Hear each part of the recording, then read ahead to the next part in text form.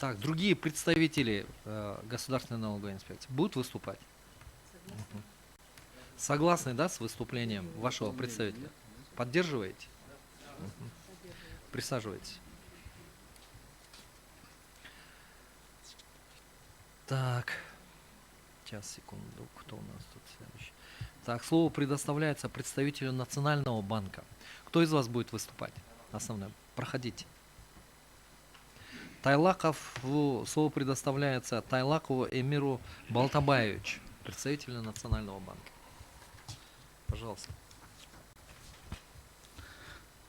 Уважаемый суд, уважаемый участник судебного заседания, хотел бы вас всех поприветствовать и хотелось бы отметить то, что правовая позиция Национального банка по рассмотрению ходатайства была направлена в письменном виде.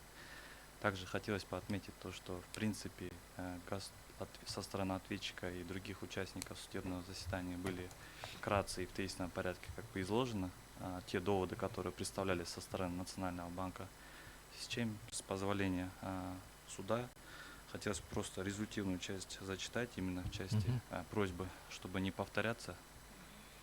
Национальный банк руководствуется статьей 37 Конституционного закона Кыргызской Республики о Конституционном суде. Громче. Национальный банк руководствуясь статьей 37 Конституционного закона о Конституционном суде Кыргызской Республики считает, что подпункты А, В пункта 1 части 1 статьи 146 Налогового кодекса Кыргызской Республики не противоречит частям 4 и 5 статьи 29, части 2 статьи 63 Конституции Кыргызской Республики.